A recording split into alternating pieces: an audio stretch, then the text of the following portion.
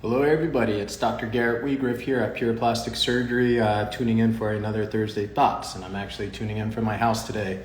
Had some appointments this afternoon, but I hope everybody's doing well and off to a great start for the week. I wanted to talk about pain management after surgery today. So this is a topic that is often discussed during consultation in the preoperative and postoperative period, and pain management after surgery is a big concern, and I totally get that. We should start by talking a little bit about individual experiences for pain, for person to person, and then also for procedure to procedure, and kind of what to expect. First of all, pain is a very individual thing. So one individual may have a totally different experience with a particular procedure than someone else.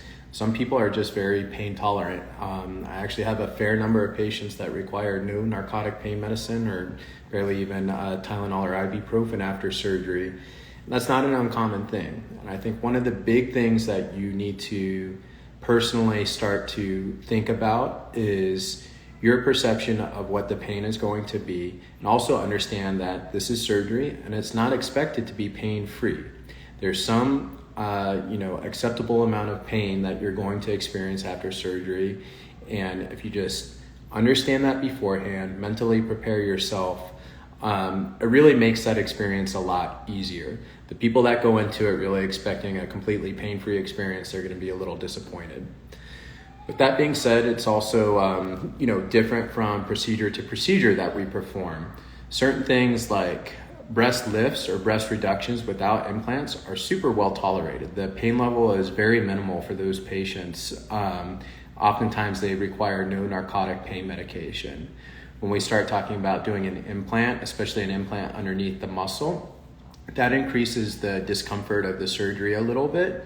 But again, that's not so much a pain feeling that they're experiencing, more so a tightness of that muscle from the implant being underneath there without giving the body a chance to accommodate to that new size. And so for all of my patients, in addition to narcotic pain medicine, I always give you a muscle relaxer that's especially helpful for breast augmentations that are underneath the muscle, and also for abdominoplasties where we're doing a muscular plication. So kind of level of pain levels for different procedures. Breast lifts, breast reductions, very well tolerated. The pain is quite minimal. Breast augmentation, a little bit more discomfort just because of the tightness of the implants.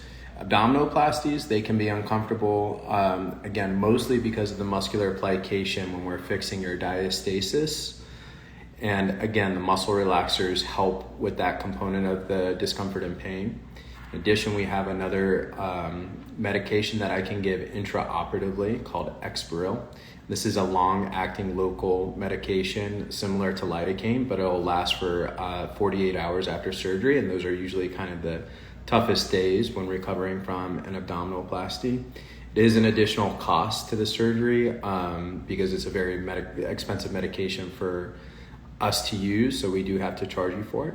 And about 50% of my patients elect to get the Exparil. So if you think you have a very low pain tolerance, it's something you may want to consider. We can use it for other procedures too, but it's uncommon.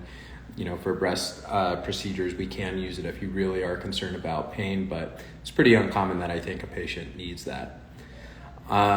So the last procedure we'll probably talk about is Lipo 360 and BBL. This procedure I've gotten very mixed reports from people just saying it was like having a really tough workout and they're sore all over, to people being in a fair amount of pain from that. And the pain is relatively equal from the liposuction sites to the fat grafting area in the buttock. So let's talk a little bit about the post-operative period and what you should, or what medications we give you and how you should be best managing your pain. So to start with, all patients are going to be given a narcotic pain medication, typically in combination with acetaminophen or Tylenol, and that's usually oxycodone or Percocet.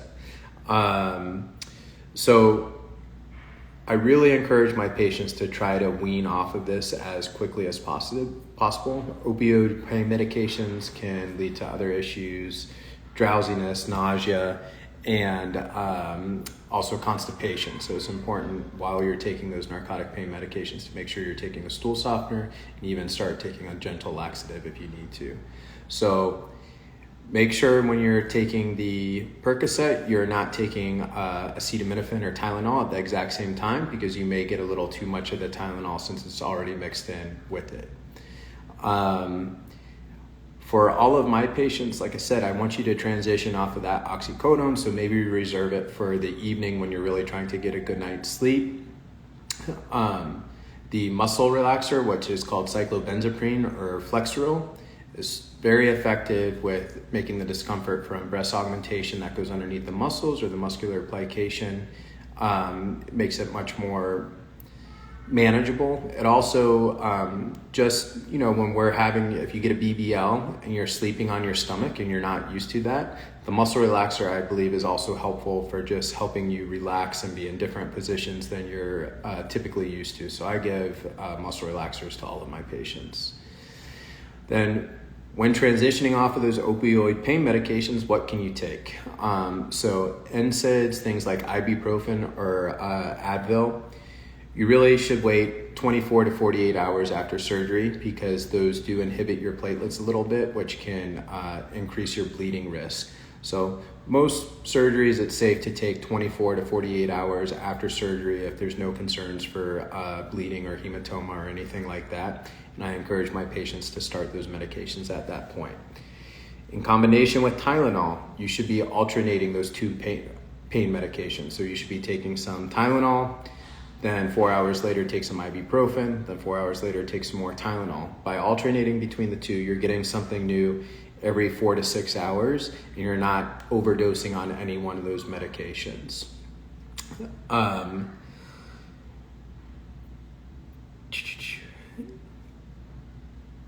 There was something else I was going to say about that. But yeah, you want to start taking the two, alternate between the two of them, so you're not getting any too high of levels of any one medication, and then just start transitioning off as soon as you can. So how long is the pain going to last after surgery? It's variable from person to person and procedure to procedure, but people typically are in a place where they're needing the narcotic pain medications for, I would say, 2 to 5 days on average. And really, if you're going beyond that, you should be thinking about what you're doing and doing your best to try and wean off of those pain medications by just starting with the Tylenol or the ibuprofen. In addition to the medications, what are other things you can do to help manage your pain after surgery? Is, believe it or not, getting up, moving around a little bit. Getting up, walking around, getting your muscles moving again is helpful for just decreasing the pain and kind of resetting your mindset related to it. Also, lymphatic massages for our lipo procedures or our tummy tucks. Those lymphatic massages can be a little uncomfortable while you're getting them, but they actually help a lot by relieving the amount of swelling and edema, and that contributes quite a bit to the pain. So actually getting those massages oftentimes leaves our patients feeling much better after the massage during the recovery period. And then, can you use a heating pad or cool packs after surgery? I really kind of just like to avoid this altogether, because for certain procedures like tummy tucks or breast reductions, we're cutting through some nerves, and so you're going to have some temporary numbness in some of the surgical sites. And I've seen patients get burns from either heat, or you can even, potentially get blood supply issues if you have cold packs on for too long. So avoid that in the immediate postoperative period for the first few weeks. If it helps you with discomfort moving on, it's something you can definitely do later on, but want to take it easy with that in the immediate period just because of the numbness that we talked about. So,